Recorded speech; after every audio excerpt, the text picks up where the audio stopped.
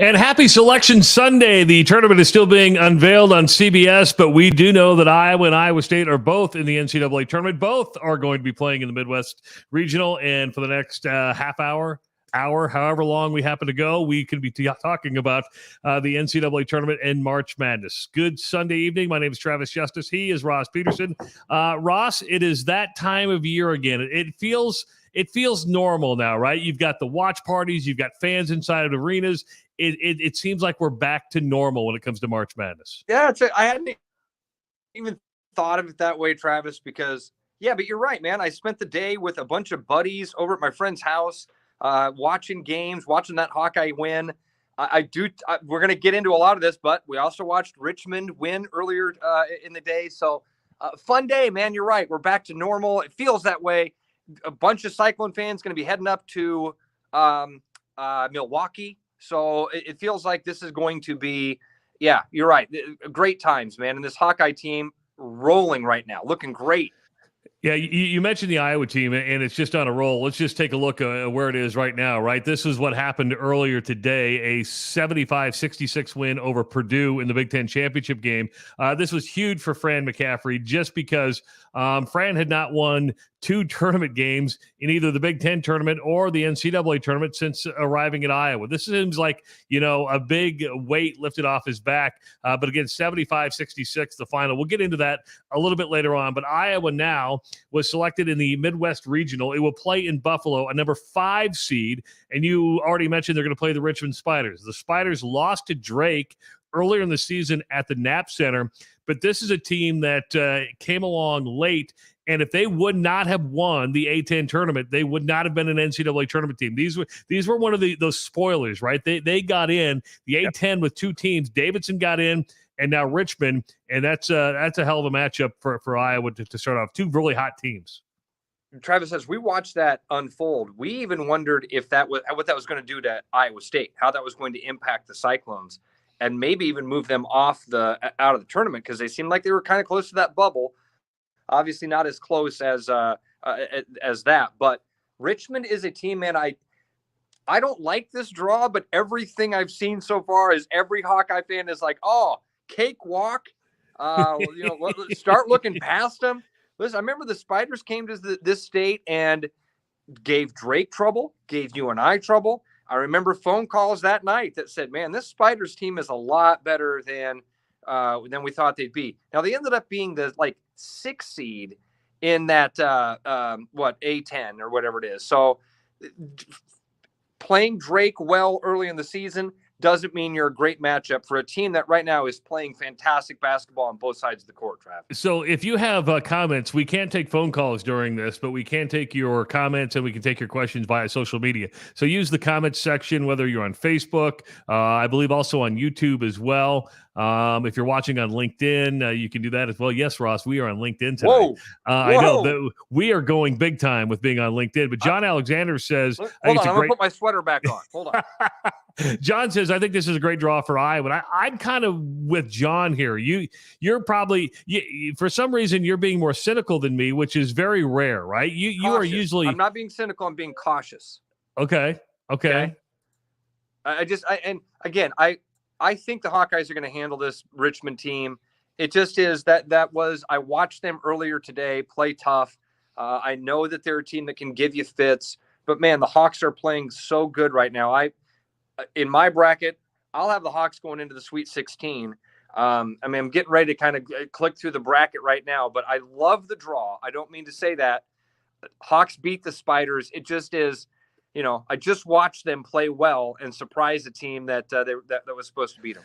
Yeah, and I get that, and it's just, I like the draw, much like I like the Big Ten tournament draw. When I saw the Big Ten tournament draw, I thought, boy, that was really a pathway for Iowa to get to the final. I didn't think Iowa would beat Purdue today. Today is, and Ross, I don't know if you feel about this way, and we're going to get to Iowa State in a bit, but I was just coming off the win and obviously beating Purdue and winning that first Big Ten tournament championship since 2006. Today might want to. Iowa went harder today than I've seen the Hawks go all season long. They left everything, even though they got out rebounded tremendously. That didn't really matter. They left every blood, sweat, tear they could on the Indianapolis floor. They did not back down for Purdue, who physically was a lot bigger than the Hawks. I'm pulling up the box score for the first time right now. So here, I can bring it up right now. Let me just bring it up. I can show you right okay, here. That's fine. Yeah. Okay, so I see the rebounding numbers there. You've got 30 to 48. Wow, significantly out rebounded. Travis, this is the deal. When you're playing against Purdue and you've got those bigs, you're probably going to get out rebounded. I mean, the Hawks rebounding has been an issue all year. The fact that they were able to overcome that and still, I mean, even getting out rebounded in that margin, didn't you feel like Rebraca had a great game? Agundale, man, I've been waiting for that Josh Agundale to show up and play that many minutes. Seemed like he played 15 minutes. I see the box score gives him credit for 10 on that. And then even with Connor getting in there and playing so much bigger than he is, getting that and one late, they were able to counter that size with such great matchups and play. They were going small against that big lineup at times, having great success. I mean, Joe T comes in and gets some steals against the big men. Like it was just. And here's where I'm going to go. I'm going to show you a couple different stats. Watch the cursor here. Purdue with 17 turnovers, Iowa with just 6. Look at the points off of turnovers, right? It was 14-5 in points off turnovers in favor of Iowa. Iowa did a great job. And you mentioned guys coming in. How about Peyton Sandfort, right? That guy comes in and he's 4 for 4 from the field. He hit back-to-back three-pointers. They just had everybody contribute today, which was just so important and key to their victory. Dude, you got 4 important minutes out of Riley Mulvey. Like Riley Mulvey's out there. We're all like, Riley Mulvey. Yeah, Mulvey's out there. Get him. And the guys go out there and battle. I loved Agundale and what he was able to do today. If that rhymed, if we can, if you can get that Josh Agundale going forward, man, this is a tough team. They're playing so good on both sides of the ball. Charles says, if you're a diehard, longtime Iowa fan like myself, there's no way you can overlook any matchup. Iowa should win, but there's nothing ever a sure thing. All you have to do is remember Northwestern State to know better. And Fran McCaffrey's history, even within the NCAA tournament, right? I mean, the guy hasn't got past the second round, so therefore you do have to remember that. We'll come back to Iowa. Let's go down to Iowa State, which was just totally dismantled in its game against Texas Tech in the Big 12 tournament. They're going to be the number 11 seed, or is it 12 seed? 12 seed. Yep. And they're going to play LSU, who this is an interesting matchup because Will Wade was just fired as the head coach of LSU today because of NCAA tournament violation or NCAA recruiting violations. This goes back to the FBI investigation, the strong ass offer that he has heard on a wiretap. He should have been fired probably 2-3 years ago. Remember, he refused to talk to school administrators even about it. Then he lawyered up, and they rewrote the say, hey, if any allegations, I think he had 6 level 1 violations levied against him. So they fired him late last night, early this morning. I think Iowa State, you're going to catch LSU with one of two things, right? LSU is going to be fired up, anxious to play for somebody and prove everybody wrong. Or they're going to be like, screw this, we're done, season over, our coach is gone, and we're all getting out of town because we're not getting paid anymore. That's. By the way, have you seen the documentary on HBO, the Scheme? The Christian Dawkins is it's fantastic. I have not seen HBO. That yet. It details all the stuff that you know and that you're talking about here. I don't know what to expect from that though, Travis. Kids rally in weird ways. They right? do. And so they do. If the coach that's been brought in as the interim coach, can he light a fire? Absolutely. Does this guarantee that LSU comes in distracted, dead, something like that? No, not at all. I think that it's still a dangerous matchup.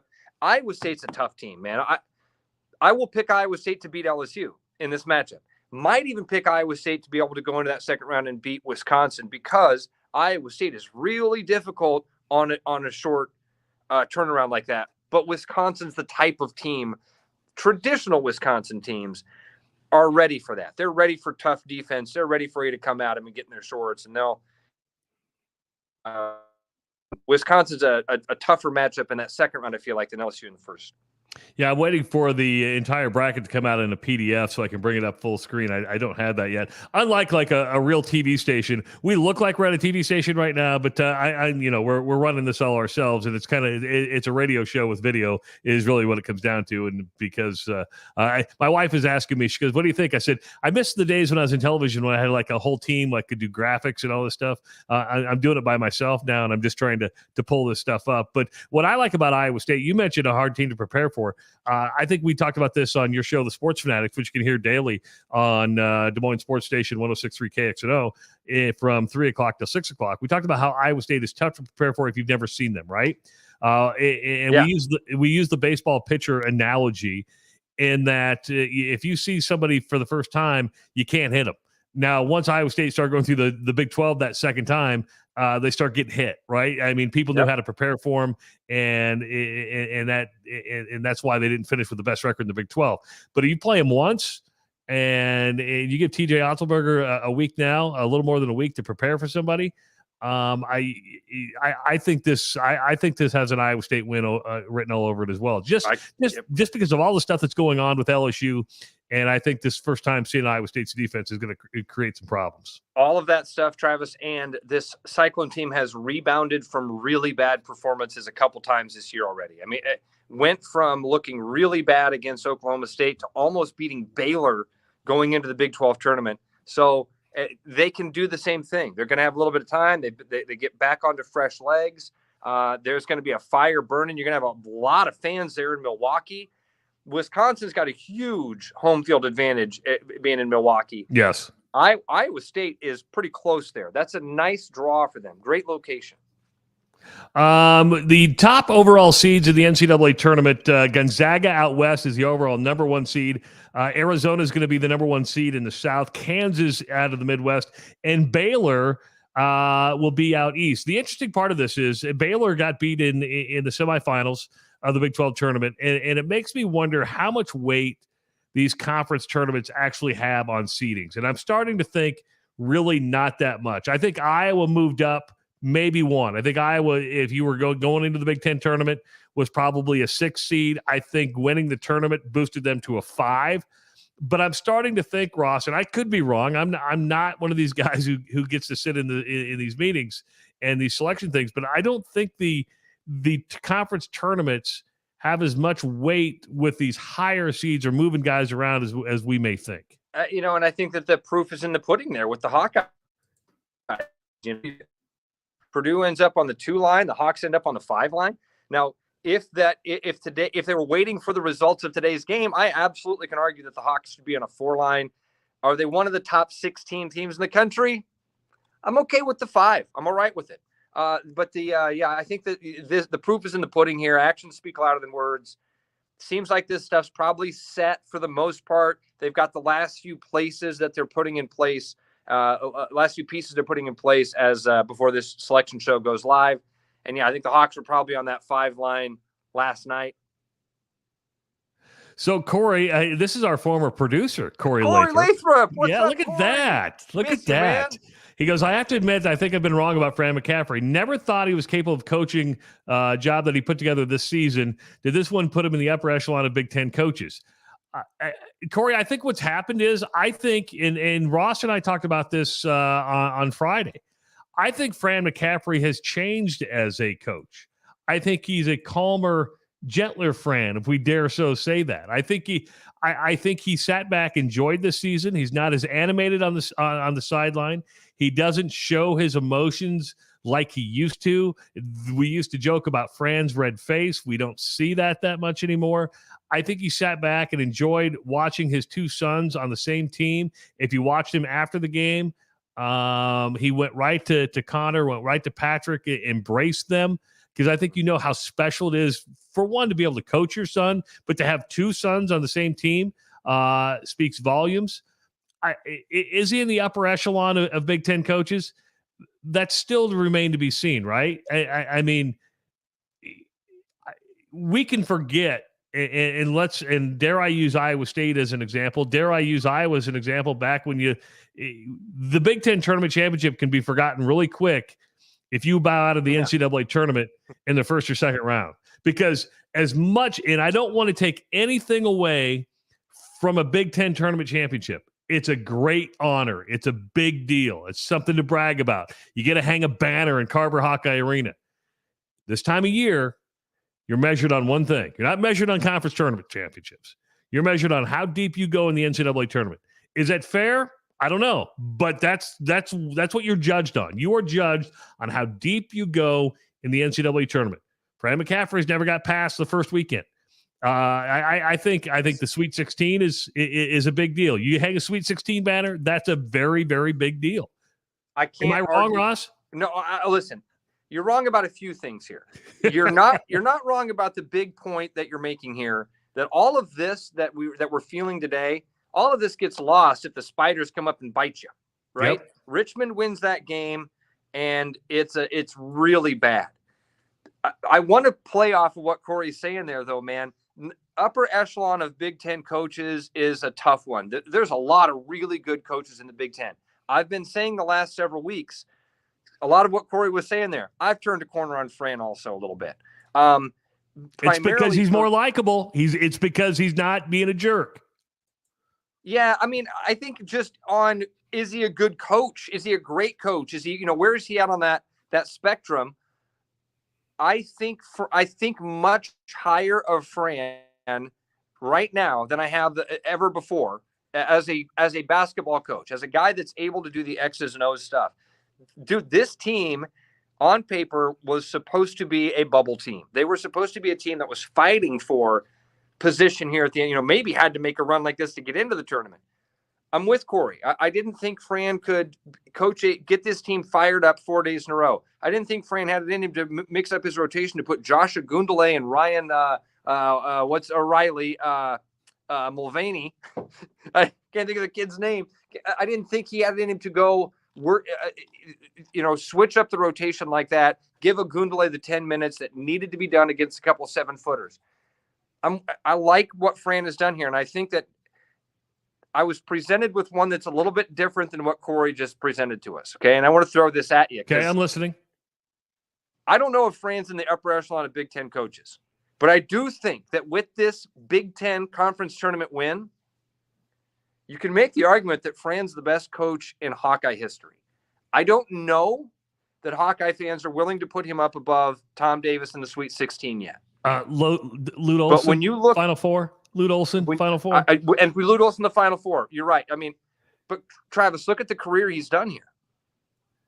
He's in the NCAA tournament for the third straight season. We're throwing the COVID year out. This is the sixth time in 12 years he's been to the NCAA tournament. I gave him 6, even though I'm one of these guys who say the play-in game's not an NCAA tournament. I went ahead and gave him the play-in game. So you're going to say that Fran McCaffrey's the best coach in Iowa history? Nope.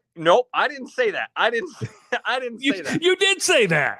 No. What I'm saying is I think that this win puts him in that conversation that he wasn't there before. And I think you can make that argument now for the first time after these last 4 days.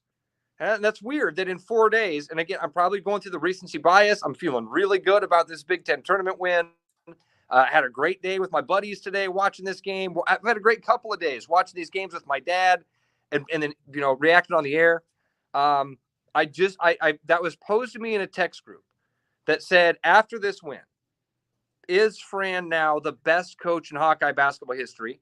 I think it's still Lute Olson, and the Hawkeye fans that I was with, the guys that are my age, still hold Tom Davis in high regard. As my one friend put it, I mean, he's a doctor.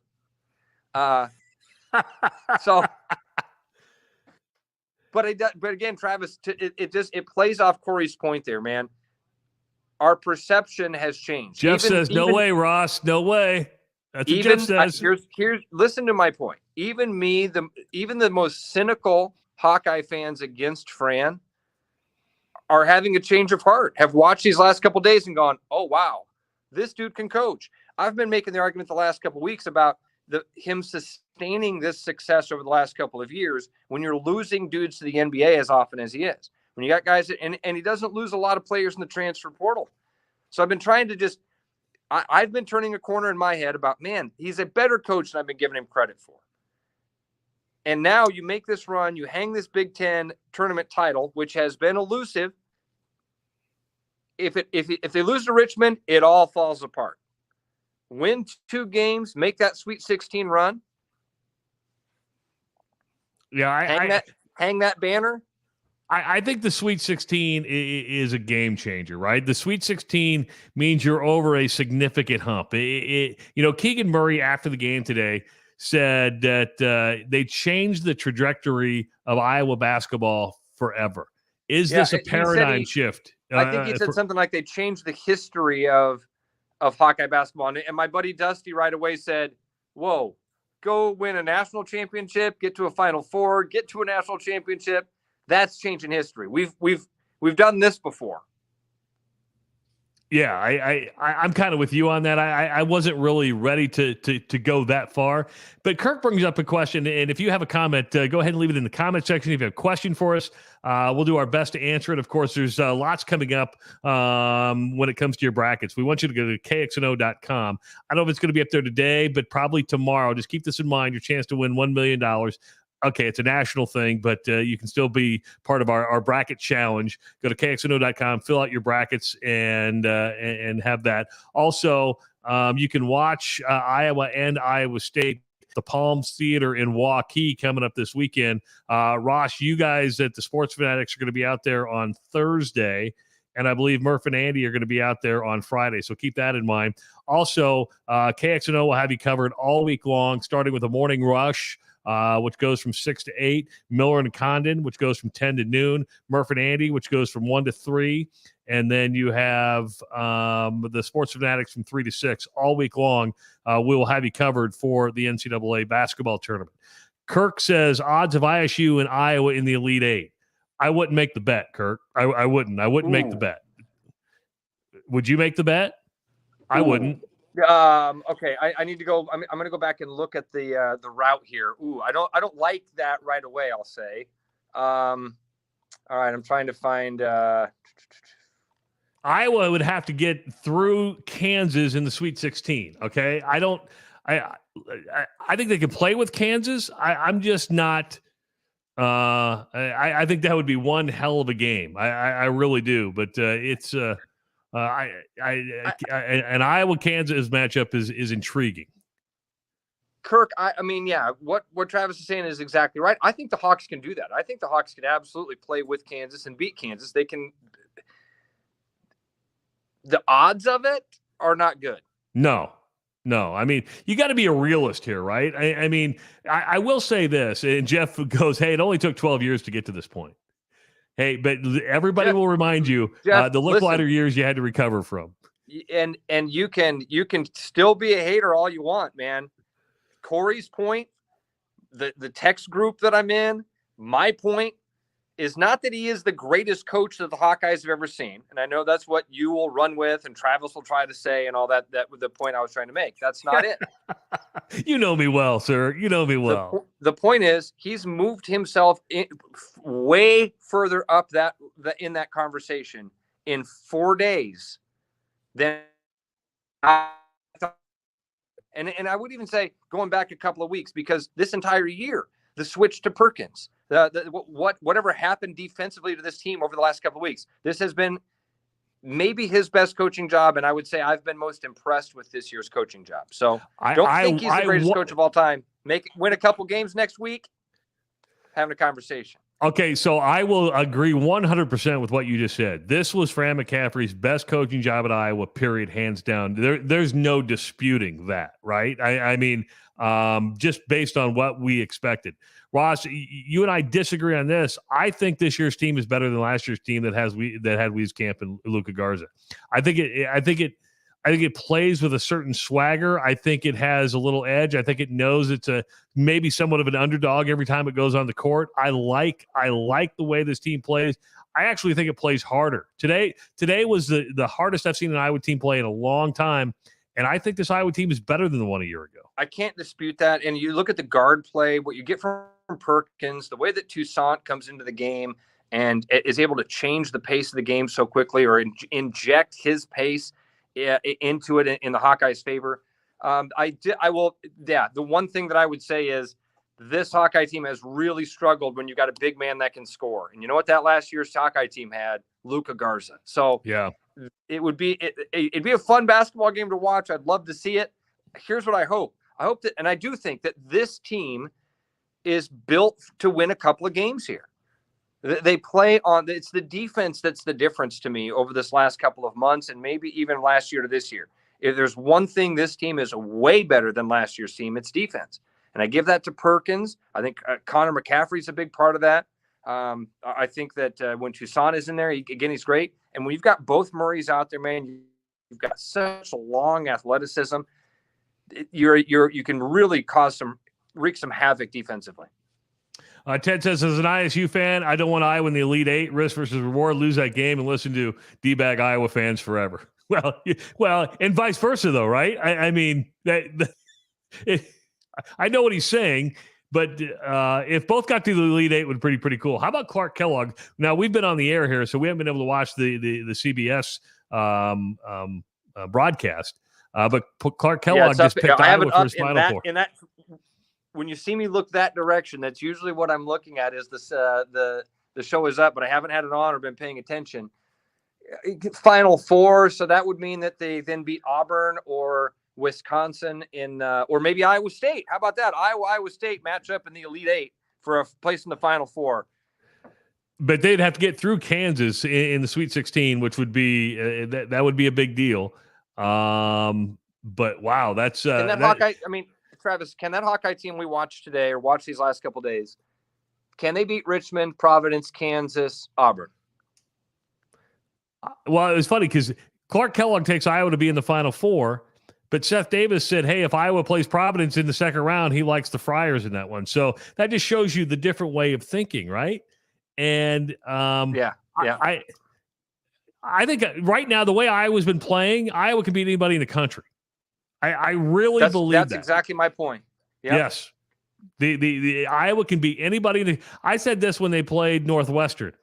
And I came on the Sports Fanatics with you, and I said, listen, the way they shot the ball today, there was nobody in the country who's going to beat Iowa today. All right? Now, but we've also seen Iowa, if they're not hitting threes, if they're getting out rebounded, and the matchup's just not there, if they're not going to lose. If they're not playing with that intensity that you were talking about, Yeah, and this is why I've been criticized because I haven't jumped on the Iowa bandwagon. And David says, great season by Iowa considering they had to replace this year's with players going to the NBA and transfers. This team is fun to watch as well. Hopefully they can make a run in the tournament. And I don't disagree with you. The reason I haven't, on the Morning Rush and other places really just dived in and gone all in on Iowa, I'm just flatlining here, right? I'm not going to go too far up. I'm not going to go too far down. Because I felt guilty with that with football. Once they hit number 2 in the country, man, I bought in. I bought in 100%. So my philosophy with basketball with Iowa this year has just been just enjoy the ride. Just sit there and stay even keel and don't worry about anything else. Don't sit here and prognosticate a big win. Don't do any of that because I did it once this year, and I thought for sure they were going to go to Ohio State and lose, right? I remember being on the phone with Andrew Downs going, they're going to lose. They just got beat by Michigan at home. There's no way they're going to go to Columbus, Ohio and lose and beat Ohio State. You just put a fork in them. I actually thought, well, here comes the Fran fade. There's no way they're going to recover from this. They're going to end up being an 8, 9, 10 seed in the NCAA tournament and call it done. Boom, look what happened, right?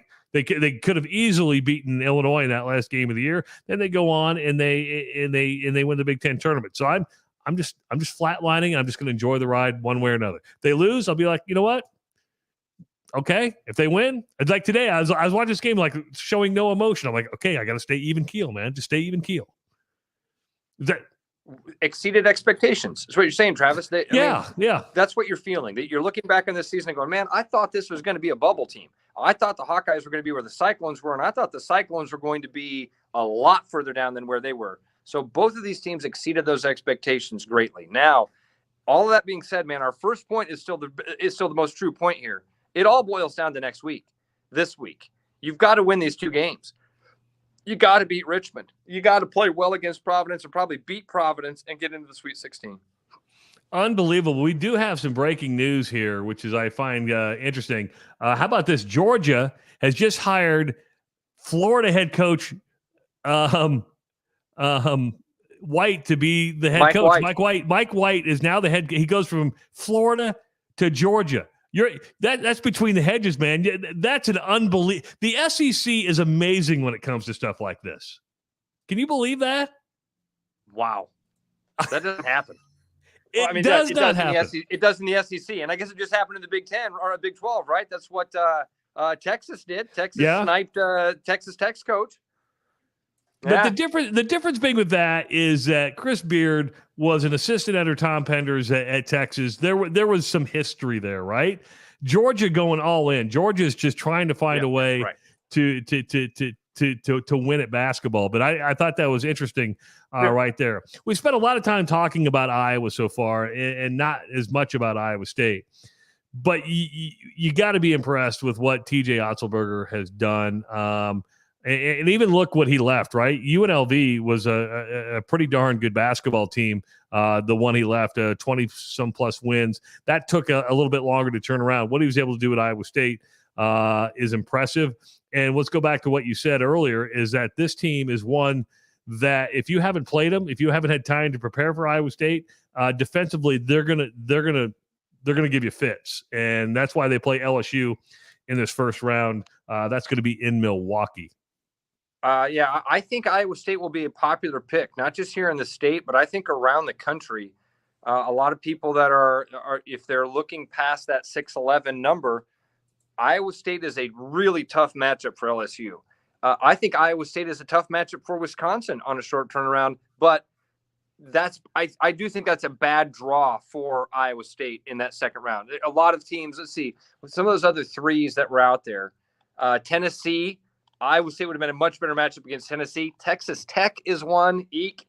Who's the other 3 seed I'm missing? Tennessee. Purdue is a 3 seed. Purdue. Okay. Well, yeah, that would have been a tough one. I think they could have played with Purdue well. That would have been a tough game, but Purdue probably beats them. I don't like the Wisconsin matchup so much for Iowa State, but I do think that they will beat LSU. I like that. As you've talked about, a lot of turnover there. Working with a new coach who has no idea none of us have any idea what sort of motivation will land in that LSU locker room from it. But I'll take Iowa State in that opening round. All right, let's take a look at the bracket. You can see the bracket now. I brought it full screen here. Out west, Gonzaga against Georgia State. That should be an easy win for Gonzaga. The weird thing about this year's tournament, Ross, is I don't think there's any one clear-cut favorite. I know Gonzaga is the overall number 1 seed. There's a lot of parity this year, right? Everybody, Gonzaga's been number 1. Duke's been number 1. I think Purdue's been number 1. Kansas has been number 1. There seems to be a lot of parity, which is why I think we feel better about Iowa and Iowa State's chances in these early rounds because there is so much parity. It's something that Chris had talked about a couple of weeks ago, and we've been kind of monitoring this, and it did work out for both the Hawkeyes and the Cyclones, that because of that parity and really Travis at the top of the league right now, we all kind of knew who those top seeds were going to be. I mean, as we were talking here before they unveiled that final region, the East region, and you and I both knew that it was going to be Baylor being the 1 seed.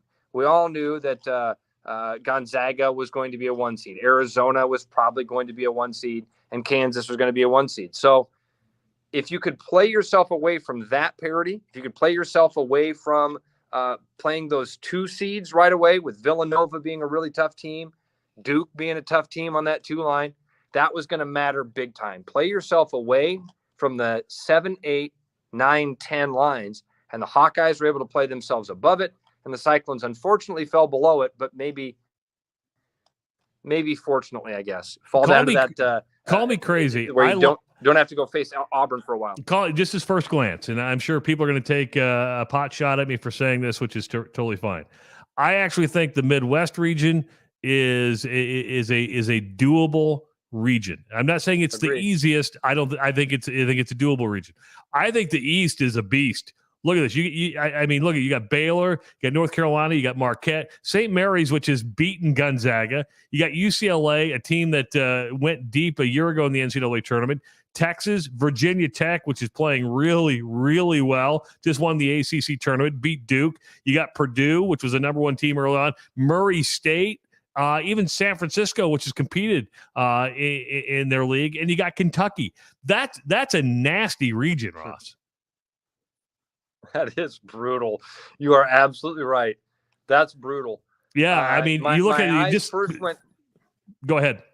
Yeah, I was going to say my eyes first went to the West when you were saying, which region is the beast because of Gonzaga and Duke. But I think you're right, man. When you break that down, you've got Texas Tech in the West also. So maybe top loaded, I would take the West. Gonzaga, Duke, Tech. Those are three really good teams.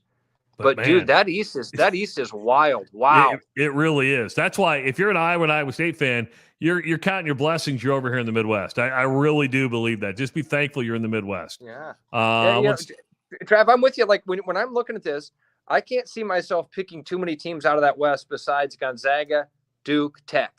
Yeah. I don't. Yeah. So not even Arkansas. No UConn. Nope. When I look at that East, Baylor, Kentucky, Purdue, UCLA, St. Mary's could absolutely make a run. Texas could make a run.